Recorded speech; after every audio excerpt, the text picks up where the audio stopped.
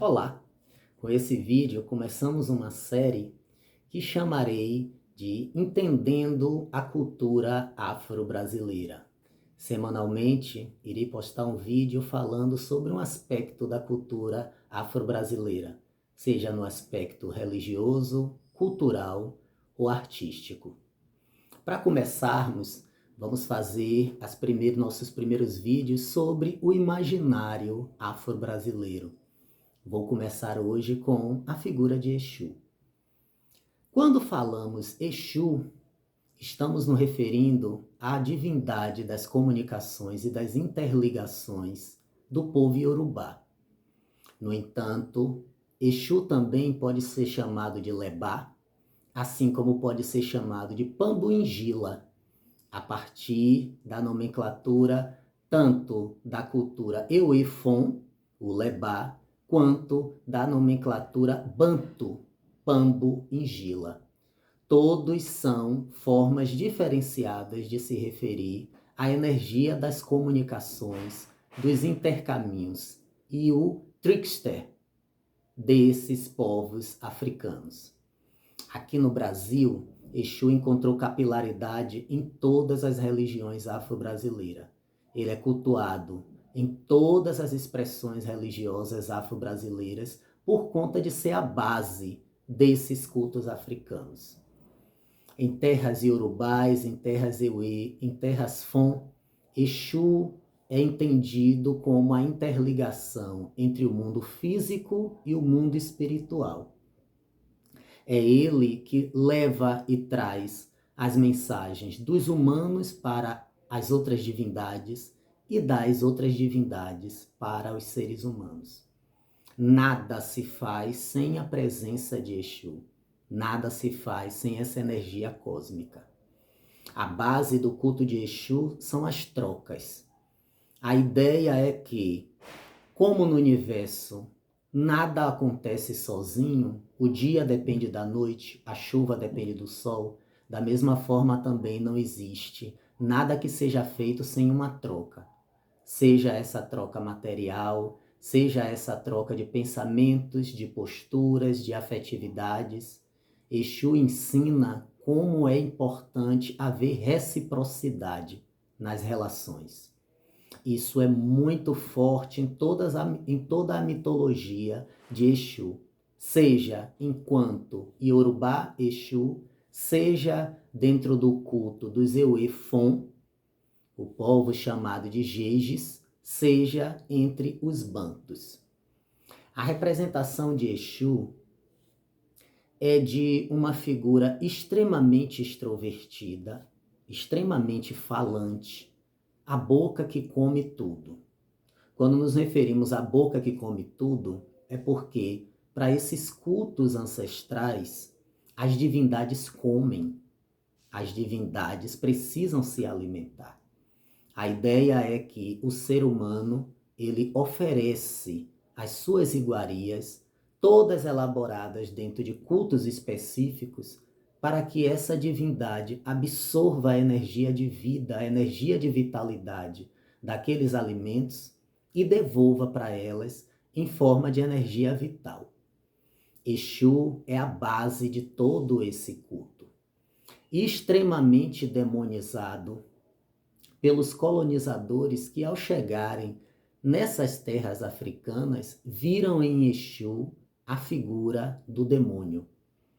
Exu, como a base de todos os cultos dessas culturas, foi demonizado. E com isso, ficou fácil para esse colonizador também atrelar a figura dessas pessoas africanas ao mal.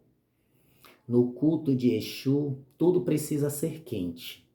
Exu, ele é vida, é o fogo da vida. Por conta disso, Exu detesta a imobilidade, detesta a ausência de vida. No culto de Exu, o vermelho e o preto são representações sempre presentes. Exu, representado pelo vermelho, está ligado ao sangue, à vida, à prosperidade, a comunicações. enquanto que ao preto representa todo o conhecimento ou tudo que está obscuro da visão geral. O preto não é de forma alguma relacionado à negatividade, mas ao contrário, o preto significa justamente que existem diversos conhecimentos que não precisam ser do alcance de todos, mas sim de quem conhece o segredo. A diferença do culto de Exu dentro das religiões afro-brasileiras se dão basicamente em relação à concepção dele enquanto divindade, enquanto que em algumas religiões afro-brasileiras, Exu é uma divindade que é iniciada em pessoas, possui um culto específico. Em outras religiões afro-brasileiras, Exu ele se desdobra em diversas apresentações, sendo cultuado como uma divindade, mas também sendo cultuado como entidades espirituais. Isso faz com que o culto de Exu se enriqueça de uma forma absurda em terras brasileiras. Exu é extremamente demonizado por religiões cristãs. Isso se dá, como já falei, por conta do colonizador ter visto em Exu a base de diversos outros cultos distintos em terras africanas.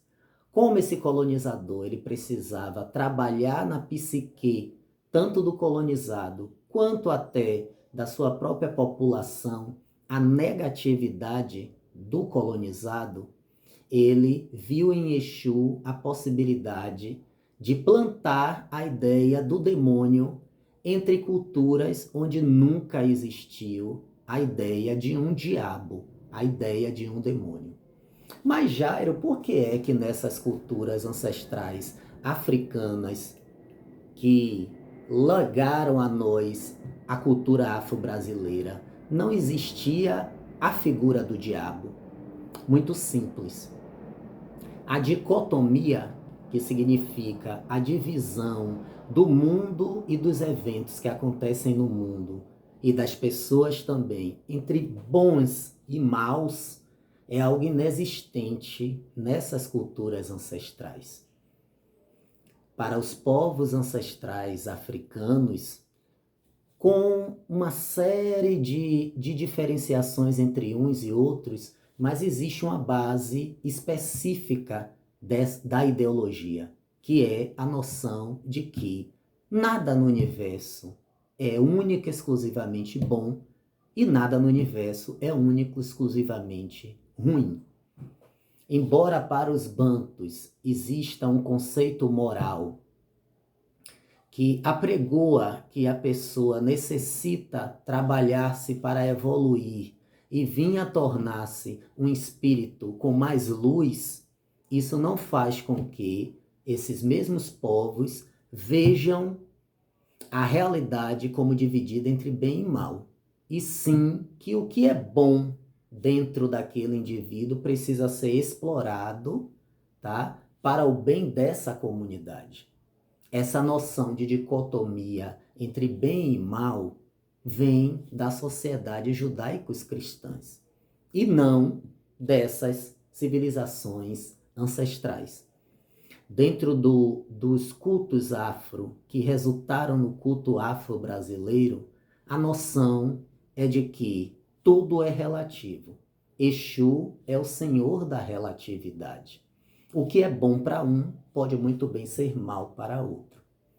A lógica é que a mesma água que amolece o legume, ela endurece o ovo, certo? Então não existe nessas civilizações antigas, ancestrais, a ideia de que algo seja exclusivamente ruim ou algo seja exclusivamente bom. Tanto é que as divindades, dentro dessa cosmovisão africana ancestral, elas são boas e são ruins, dependendo de como forem cultuadas e conduzidas. A partir do momento que essas divindades elas não recebem a atenção humana, o valor que a elas lhe cabe, elas podem sim fazer coisas ruins, mas são ruins do ponto de vista da relatividade. Porque justamente é através da administração de disciplina que também o ser humano evolui.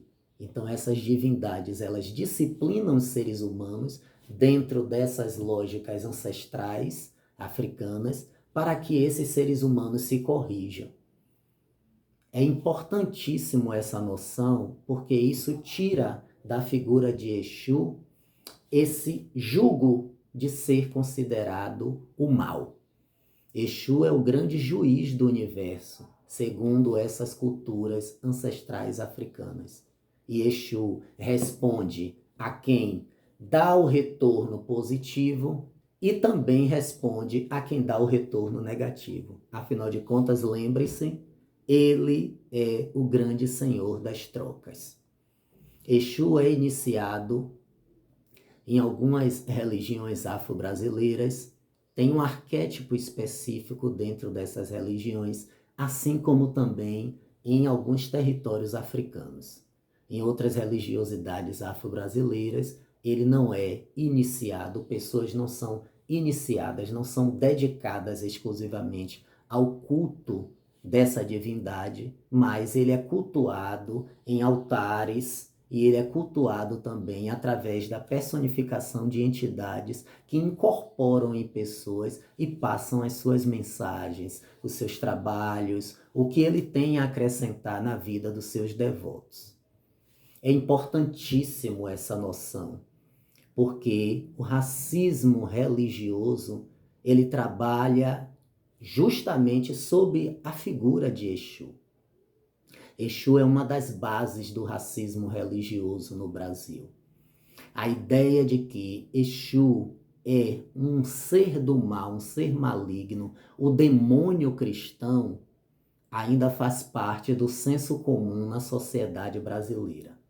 Entendermos, desconstruirmos essas ditas verdades, que nada mais são que expressão do racismo brasileiro, é essencial para termos noção do quanto a cultura afro-brasileira contribuiu para que tenhamos um país rico de cultura, rico de religiosidade e, principalmente, rico de representação ancestral.